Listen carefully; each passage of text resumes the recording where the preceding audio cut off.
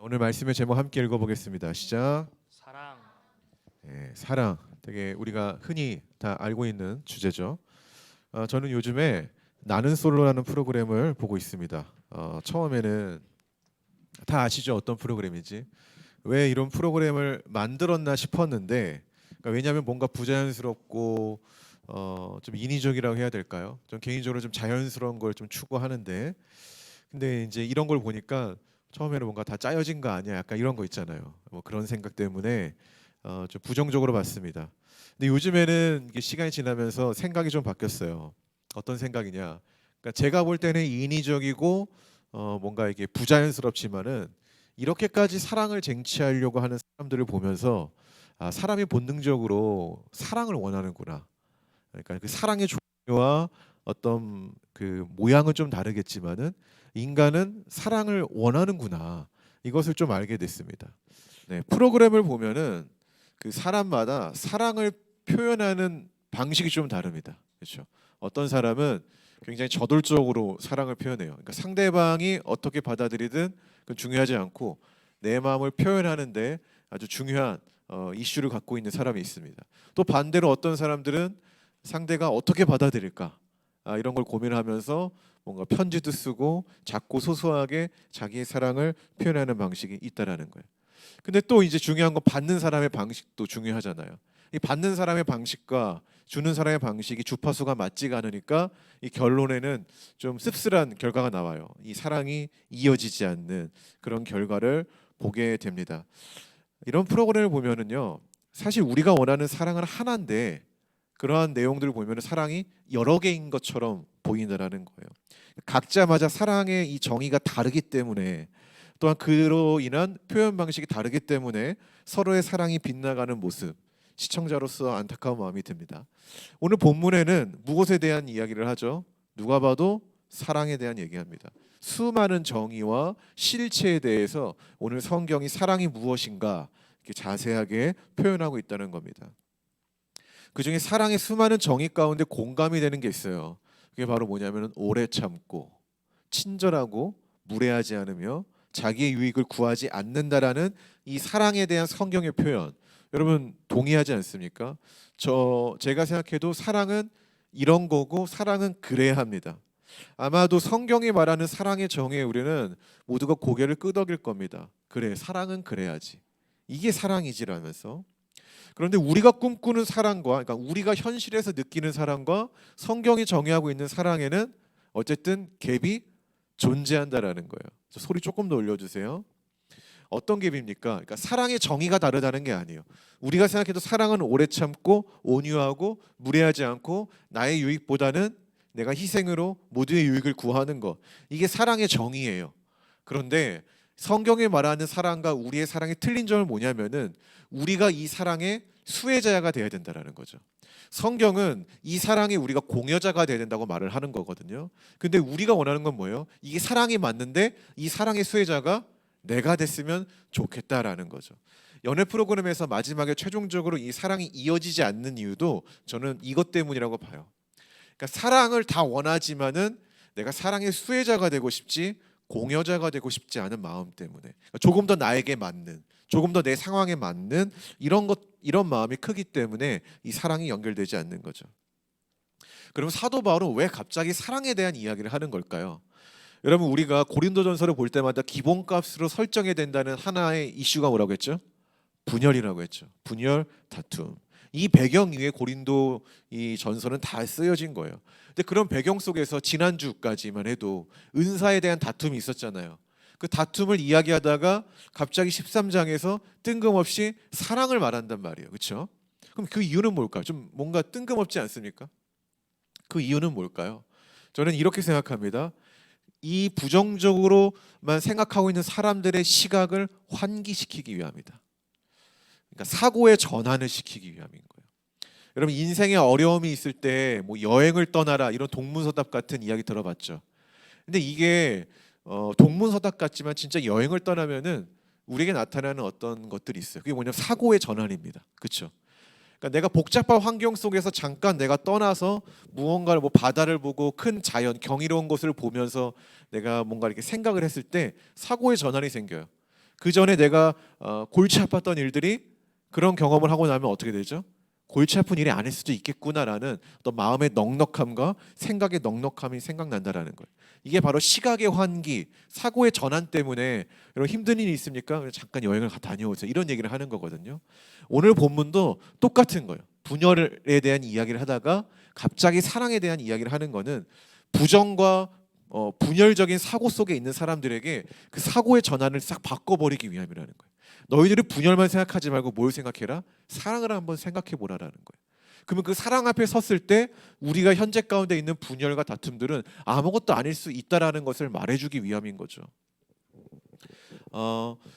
우리가 오늘 본문 13장을 읽으면은 가장 많이 나오는 단어가 뭐죠? 사랑이죠. 사랑. 근데 사랑의 여기 나오는 정의를 보면은 누가 생각나지 않습니까? 저는 예수님이 생각이 났어요. 무례하지 않았던 예수님, 온유했던 예수님, 또 불의를 참지 않았던 예수님, 그리고 기쁨과 함께했던 그 예수님의 모습. 우리가 성경을 보면은 예수님의 모습이 꼭 이 고린도전서 13장에 나온 사랑의 정의와 매우 유사하다라는 것을 알 수 있다라는 거예요. 그러니까 이 사도 바울은 뭐라는 거예요? 13장의 사랑의 정의를 말을 하면서 은유적으로 누구를 말하고 있는 거예요? 예수님을 말을 하는 거죠. 예수님의 그 사랑의 수혜자가 너희가 아니냐 한번 생각해봐라, 이런 얘기를 하는 거예요. 너희가 그 사랑, 오래 참음의 사랑으로 너희가 구원받았다. 예수님이 하나님이 오래 참지 않았더라면 우리는 이미 심판을 받았어야 됐잖아요. 이제 그런 얘기를 하는 거예요. 하나님의 사랑으로 너희가 구원을 받았다. 그걸 한번 생각해봐라라는 거죠. 이 우리가 그리스도의 사랑으로 구원의 수혜자가 됐다라는 것은 부정적 사고 가운데 있는 이 공동체 가운데, 분열 가운데 있는 공동체 가운데 아주 중요한 이슈라는 거죠. 화합의 길로 나아갈 수 있는 방법이라는 거예요. 이런 얘기 들어보셨죠? 예수님이라면 어떻게 하셨을까? 우리에게도 예수님을 생각하는 사색의 시간이 필요하다는 거예요. 우리 일상이 굉장히 바쁘고 관계에 다툼이 있고 우리의 어떤 미래의 불투명 가운데 우리가 한번 생각해 봐야 될 것은 예수님에 대해서 한번 생각을 해봐야 된다는 거죠. 그런데 우리가 예수님에 대해 생각을 해야 되는 건 뭐냐면은 예수님이라면은 이 문제를 어떻게 해결하셨을까라는 관점으로 생각을 하라는 게 아니라 내가 예수님에게 받은 은혜가 무엇인가라는 것을 생각하라는 거예요. 그런 걸 생각했을 때 관계의 틀어짐이 나는 되게 큰 이슈처럼 다가오지만은 예수님의 생각을 했을 때, 내가 예수님으로부터 받은 은혜를 생각했을 때는 그 이슈가 그리 크지 않다라는 거죠. 어떤 관계가 틀어졌을 때 나는 이 관계가 나의 모든 것을 잡아먹을 거라 생각하는데 내가 예수님의 그 사랑을 생각한다면은 이 관계도 충분히 해결할 수 있는 벽으로 여겨진다라는 거예요. 이런 것을 경이라고 하는 겁니다. 인간이 어떤 문제보다 더 큰 존재를 바라볼 때 이 문제가 작게 보여지는 효과를 말을 하는 거예요. 그래서 고린도 성도들에게 너희의 문제 큰 거 아니야. 예수님의 사랑을 생각해봐. 그걸 생각하면은 이 문제는 아주 작은 아무것도 아닌 미묘한 것으로 다가온다라는 것을 말해주는 거예요. 이런 시각의 환기를 말을 하는 것입니다. 이처럼 우리가 예수의 사랑을 생각할 때 우리의 마음이 넉넉해지는 거예요. 우리의 생각이 넉넉해지는 거죠. 그러니까 모든 문제도 우리가 포용할 수 있고 직면할 수 있고 해결할 수 있는 힘이 우리에게 주어진다라는 거죠. 그렇다면 고린도 교회가 생각해봐야 될 건 뭐냐면은 그럼 이들은 과연 넉넉한 마음을 가질 만큼 이 예수님의 사랑을 많이 받은 사람들인가? 우리가 이걸 한번 생각해봐야 된다라는 거죠. 여러분, 고린도 교회는 하나님의 사랑을 많이 받았을까요? 안 받았을까요? 많이 받았다라면 그걸 어떻게 할 수 있을까요? 어떻게 할 수 있을까요? 우리가 승환아, 어떻게 할 수 있을까? 바울이 그곳에 간 것 자체가 사랑을 받은 거다. 그럴 수도 있죠. 결과론적으로 한번 우리가 생각을 해봅시다. 이 교회가 신약 성경에는 수많은 교회가 있었잖아요. 그 교회 중에 제가 알기로는 고린도 교회가 가장 컸습니다. 뭐 생긴 지가 그만큼 뭐 차이가 났냐? 뭐 그 교회는 100년 전에 생겼고 다른 교회는 뭐 1, 2년밖에 안 됐느냐? 그건 아닙니다. 아까 말한 것처럼 사도 바울이 활동했을 때 생긴 거잖아요. 그렇다는 거는 다른 교회나 고린도 교회나 이 뭐랄까 연도의 차이가 크지 않다는 거죠. 그럼에도 불구하고 고린도 교회는요 거대했어요. 이거는 축복인 건 맞습니다. 교회가 부흥하고 거대한 건 축복인 건 맞아요. 더군다나 고린도 교회는 민족의 계층이 다양했습니다. 그렇죠? 가난한 자, 그리고 부한 자, 또 명예가 있는 자, 세상적으로 명예가 없는 자, 이런 뭐 노예나 주인 상관없이 모두가 다 교회 안에서 하나님을 믿고 구원을 누리는 교회였다라는 거예요. 두 번째 있습니다. 우리가 지난주에 어떤 분열을 봤죠? 은사의 분열을 봤잖아요. 은사의 다툼. 은사가 많다라는 것은 다시 말을 해서 하나님이 은혜를 많이 줬다라는 하나의 증거예요. 여러분 우리 교회 은사가 많다라는 건 뭡니까? 사람이 많다라는 거예요. 그렇지 않습니까? 한 사람이 아무리 은사를 많이 받아봤자 얼마나 받겠어요, 그렇죠? 근데 여기 이 교회는 다양한 은사가 많았다라는 거예요. 성경에 보면은 은사는 이렇게 정의합니다. 하나님이 주신 선물이다. 그 말은 뭐예요? 고린도 교회는 하나님이 주신 선물이 굉장히 많았다라는 거예요. 이러한 것들만 봐도 고린도 교회는 하나님의 사랑을 많이 받은 교회다. 이 교회는 다 가진 교회다라고 볼 수 있다라는 겁니다. 그런데 오늘 본문을 보니까 딱 하나 없는 아주 슬픈 교회인데 그게 바로 사랑이라는 거죠. 사랑. 우리 본문 1절에서 3절을 한번 읽어볼게요. 한번 눈으로만 보십시오. 반복적으로 나오는 문구가 있습니다. 뭘까요? 사랑이 없으면, 사랑이 없으면. 아무리 거대한 공동체를 이루고 예배하고 사역을 한다고 해도 사랑이 없으면은 오늘 본문에 보면은 울리는 꽹과리처럼 소음과 같이 여겨진다. 이게 하나님 입장에서 말을 하는 거죠. 인간의 입장에서 말을 하는 게 아니라 하나님 입장에서 그건 소음이고 공해다라는 겁니다. 아무리 은사가 가득해도 사랑이 없으면 아무것도 아니라고 하는 거예요. 제가 말했죠. 은사는 무엇과 비례한다? 사람의 수와 비례한다고. 사람이 아무리 많아도 사랑이 없으면은 그 교회는 아무 의미가 없다라는 겁니다. 표면적으로 보면 고린도 교회는 성공한 교회, 아주 세상적으로 보면은 거대한 부흥을 이룬 교회이지만은 그 내용을 보면은 뭔가 쓸쓸하다라는 거죠. 복음이 있지만 서로에 대한 미움이 가득한 그런 교회. 참 이거는 하나님이 원하시는 교회가 아니다라는 겁니다. 하지만 바울이 말을 한 건 뭐예요? 이 사랑만 있으면 고린도 교회는 이전보다 하나님의 일을 더 많이 감당할 교회라는 거죠. 이 사랑만 있으면. 그 말은 뭐냐면은 은사를 부정하는 게 아니에요. 이해하십니까? 이 너희들의 예언의 은사, 방언의 은사, 또 섬기는 은사 이걸 부정하는 게 아니라 거기에 사랑만 있으면은 너희들은 더욱더 하나님 나라를 위해 일할 것이다라고 이야기를 하고 있다라는 거죠. 하지만 그들이 추구해야 될 사랑은 아까 말한 것처럼 수혜자로서의 입장이 아니라 공여자로서의 입장. 예수 그리스도가 하늘의 왕자를 버리고 자기의 지위를 버리고 우리에게 사랑을 주시기 위해 오셨잖아요. 그처럼 너희도 사랑의 공여자로서 나아갈 때 너희들 가운데 있는 분열, 무의미했던 다툼과 논제 이 모든 것들이 화합으로 나아갈 거다라고 이야기를 하는 것입니다. 성도 여러분, 인간이 언제 교만해질까요? 제가 예전에 이런 설교를 했죠. 인간이 언제 교만해질까? 유튜브에 보면 쇼츠로 올라온 게 있는데 두려워하는 게 없을 때, 사람이 무서워하는 게 없을 때 굉장히 교만해집니다. 그 말은 뭐냐면은 예수님으로부터 받은 사랑을 잊었을 때 교만해진다라는 거예요. 아나무인처럼 자기 멋대로 행동한다라는 거죠. 내 삶에서 점점 그 은혜가 희미해졌을 때 우리는 교만해진다라는 거예요.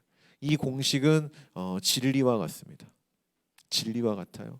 삶에서 기도가 없으면 삶의 기술만 늘어나죠. 내가 기도로 사는 게 아니라 내가 어떻게 살아갈 기술을 찾는 거죠.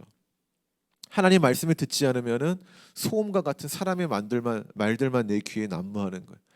사람의 말이란 건 뭐예요? 이럴 때 다르고 저럴 때 다르잖아요, 그렇죠? 늘 그렇게 말을 하면서 이게 중심이 안 잡히잖아요. 그 말만 들으면 우리의 삶도 중심이 안 잡히는 거죠. 근데 꼭 사람의 말을 안 들으면 그 사람에게 우리가 핀잔을 받죠. 근데 그걸 두려워하지 않아야 된다라는 거예요. 왜냐하면 그 말은 상황에 따라 다르니까. 그러나 우리 하나님의 말은 그런 상황과 뭔가 시간과 이런 거 상관을 없이 우리에게 영원히 똑같이 말씀하신다라는 거. 교회는 이 말씀을 듣지 않을 때 분열합니다. 그리고 그분의 사랑을 기억하지 않을 때 우리는 다툽니다. 그로 인해 기도와 이 말씀이 가득할 때 분열의 벽이 허물어지는 거예요. 오늘 고린도 교회 똑같은 거죠. 예수의 사랑을 잊으니까 교회에 점점 담이 쌓는 거죠. 제가 저번에 복음이 뭐라고 정의했죠? 벽을 허무는 거다라고 이야기를 했는데 복음이신 예수님을 기억하지 않으니까 허물었던 이 벽이 다시 쌓아지는 거죠. 그러다 보니까 다시 잘난 자와 강한 자와 약한 자, 가난한 자와 부한 자, 명예로운 자, 그렇지 않은 자의 이 벽이 나눠진다라는 거예요. 성도 여러분, 그렇기 때문에 우리가 예수의 사랑을 기억하는 거, 이보다 더 중요한 건 없습니다. 할렐루야. 다만 사랑을 받는 자보다 이제 어떤 사랑이 아름답다? 주는 사랑, 공여자의 입장에 쓰는 거. 이게 하나님이 우리에게 주시는 마음이라는 겁니다. 바울은 고린도 교회가 이전에 사랑의 수혜자로 많은 것을 누렸지만 이제는 사랑의 공여자로 실천하기를 바랬던 겁니다. 예수에게 받은 사랑을 기억하면서 그분이 우리에게 주신 사랑, 오래 참아주는 사랑, 참고 기다리며 믿어주는 사랑, 자기의 유익을 구하지 않는 사랑, 성내지 아니하는 악한 것을 생각하지 않는 그런 사랑을 우리에게 원한다라는 거예요. 그리고 우리도 타인에게 그런 사랑을 주기를 바라신다는 겁니다. 사랑의 공여자로 나아갈 때 수혜자가 아니라 고린도 교회 분열은 화합으로 바뀐다라는 거죠. 저는 여러분이 그래서 이런 기도를 많이 했으면 좋겠어요. 하나님의 사랑을 받는 자가 되기를 바란다. 또 중요하지만은 내가 사랑을 주는 사람이 되기를 바란다. 이런 기도를 더 많이 했으면 좋겠습니다. 말씀의 결론을 맺겠습니다. 우리에게는 어떤 사랑이 존재할까요? 우리에게 사랑을 정의할 수 있을까요? 우리는 어떻게 사랑을? 그러면 저는 주는 사랑이라고 여러분이 정의를 했으면 좋겠습니다. 여러분 설교를 들을 때 집중을 좀 했으면 좋겠어요. 추워요? 추우면 뒤로 앉으면 되고, 졸음이 좀 있는 분들은 최대한 깨려고 노력하고, 핸드폰은 보지 않으려고 노력하고, 우리가 이런 것들을 자유롭게 하는 이유는 예배를 더 여러분이 집중해서 들으라는 이야기거든요. 그런 자유 가운데 여러분 하나님 말씀을 듣고 예배하는데 더 집중했으면 좋겠습니다. 우리 교회는 자유롭잖아요, 그렇죠? 그러니까 그 자유를 좀 누리세요. 어떻게 하면 하나님을 더 우리가 신실하게 예배할 수 있을까? 여러분 우리가 주는 사랑을 실천할 수 있는 거는 우리가 이미 예수 그리스도를 통해 사랑의 수혜자가 됐기 때문이에요. 그것을 우리가 잊을 때마다 우리는 어떻게 보면 그리스도인으로서의 삶을 더 이렇게 멀리 가고 있지 않은가 한번 생각을 해보셔야 된다는 겁니다. 우리가 사랑의 수혜자에서 공여자로 나아갈 수 있는 근거도 예수님이 우리에게 사랑을 먼저 주셨기 때문에 근거가 되는 거예요. 근데 이것을 우리가 생각하지 않으면은 공여자가 절대 될 수 없습니다. 사랑이 우리 안에 가득할 때 일어나는 일은 화합입니다. 근데 우리가 말하는 사랑은 인간의 사랑은 결코 아니에요. 하나님의 사랑입니다. 여러분 하나님의 사랑은요 무조건적인 안아줌이 아닙니다.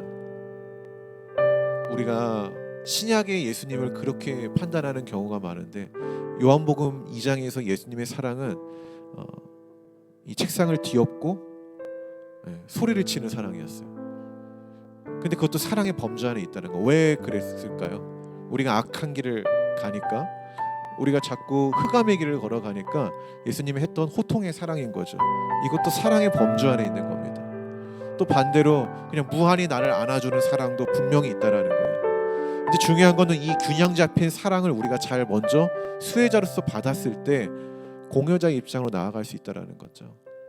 그래서 매일의 삶에서 우리가 중요한 건 사랑의 공여자로 나아가기 전에 예수님과 우리가 그 사랑을 느낄 수 있는 그 시간, 저는 그게 큐티하고 기도하고 그런 시간이라고 봐요. 우리가 아무리 바빠도, 우리가 아무리 힘든 일이 있어도 그 시간을 지켜내는 거, 그게 없으면 우리가 공여자로서 나아간다. 그게 바로 교만인 겁니다. 그게 교만인 거예요. 하나님과 1대1로 내가 관계를 맺지 않는데 내가 주님의 사역을 한다. 여러분 그게 우리를 지옥의 길로, 심판의 길로 가는 방식입니다. 그렇기 때문에 내가 예수의 사랑의 수혜자라는 사실을 우리가 깊이 인지해야 되는 거예요. 그것을 강력하게 알 수 있는 건 바로 예배인 거고요. 우리가 주일에 나와 예배를 드리는 게 단순히 그냥 드리는 게 아니라니까요. 여러분을 천국의 길로, 여러분이 정말 그 소망의 길로 갈 수 있도록 하나님이 인도하시는 그 에너지와 힘을 주는 아주 중요한 시간이잖아요. 그렇다면 우리는 이 예배를 어떻게 정의하고 있고 우리가 어떠한 태도로 우리가 대하는가 고민을 좀 해봐야 됩니다. 우리가 이런 것에 대한 의식이 충만할 때 이 공동체가 사랑의 공여자로서 갈 수 있는 거예요. 우리 공동체가 더 이상 내가 받는 것에만 머무는 수준이 아니라 줄 수 있는 자. 근데 우리가 줄 수 있는 건 뭐죠? 사랑이죠. 그 사랑, 내가 먼저 수혜자로서 받은 그 예수의 사랑. 여러분 이것이 우리의 교회의 목적이고 꿈이 돼야 되는 거예요. 교회의 존재 목적, 교회의 철학 바로 여기에 있는 거예요. 내가 받은 사랑, 내가 바로 주는 거. 전제는 뭐죠? 먼저 받아야 된다는 거. 고린도 교회는 많이 받았습니다. 받았는데 잊은 케이스. 그렇다면 우리는 뭐냐라는 거예요. 받았는데 잊었는가? 아니면 못 받았는가? 이 문제부터 우리가 해결한 다음에 더 앞으로 나아갈 수 있다는 겁니다. 연합사역을 해도, 우리 선하다고 판단되는 봉사를 해도 이게 없으면은 아무 의미가 없다고 말을 하잖아요. 울리는 꽹과리와 같다. 우리 고민해봐야 되는 거죠. 사랑이 없는 은사가 아무 소용 없듯이 사랑 없는 교회는 아무 의미 없는 거예요. 단순한 사랑이 아니라 예수에 대한 사랑을 생각하지 않는 공동체, 예수에 대한 사랑을 전혀 의식하지 않는 성도들이 가득한 교회, 그 수는 아무 의미 없다라는 거죠. 교회의 교회됨, 교회의 존재됨은 오직 예수 그리스도의 사랑이 풍성함에 달려 있는 거예요. 근데 그 사랑은 성도 안에 있는 거예요. 성도 안에. 그래서 제가 늘 1:1 큐티와 경건, 이걸 중요하게 말을 하는 거예요. 잘 안 되잖아요. 안 돼도 해야 되는 거예요. 왜냐, 그게 우리를 살리는 방식이니까. 하나님 우리를 살리는 방식은 그 1:1 경건에 있는 거예요. 이 예배도 공동체지만은 결정적 본질적으로 뭐야? 하나님과 1:1인 거예요. 하나님과 1:1. 그렇잖아요. 하나님과 1:1인 거죠. 저도 여러분한테 설교를 잘하기 위해 연구하지만은 제가 설교를 준비하면서 고민하는 거면 하나님이 나에게 무슨 말씀을 하시냐, 하나님이 여러분에게 무슨 말씀을 하시냐가 중요한 게 아닌 거예요. 전달하는 저도 하나님이 나에게 무슨 말씀을 하시느냐, 하나님과 1:1 관계가 중요한 거지, 여러분과의 하나님과의 1:1 관계 내가 중보자로서 들어간 건 아니잖아요. 그건 예수 그리스도밖에 없으니까. 그게 캐톨릭과 우리의 다른 점이에요. 우리는 제가 여러분과 하나님을 만나는데 중보자가 아니에요. 예수 그리스도지. 근데 캐톨릭은 그 중보자 역할을 누가 합니까? 사제가 하잖아요. 신부가. 아닙니다. 우리는 온전히 예수를 통해서 그 사랑을만 알 수 있지, 저를 통해서 알 수 있는 건 아니에요. 제가 전달하는 설교를 통해서 여러분의 마음속에서 어떻게 품고 이걸 어떻게 부화시키냐에 따라 그게 결정되는 거지, 제가 잘한다고 해서 못한다고 해서 그 사랑이 있고 없고가 아니라는 거예요. 전 그래서 우리가 예배자로서의 이 태도가 굉장히 중요한 거죠. 어떤 마인드를 갖고 오는가, 어떤 마음으로 오는가. 마지막 성도 여러분, 우리 사랑을 주는 교회가 됩시다. 사랑을 주는 교회, 예수의 사랑을 줄 수 있는 교회, 그만한 풍성함을 갖고 있는 나, 그런 성도, 그런 목사, 그런 사모, 우리가 먼저 돼야 된다는 거예요. 더 많은 것을 주는 사랑의 공여자, 수혜자로서의 입장을 이제 좀 개인의 시간에서 하고, 공동체로 모였을 때는 공여자로서 나아가는 교회가 되기를 주의 이름으로 축원합니다. 기도합시다. 우리가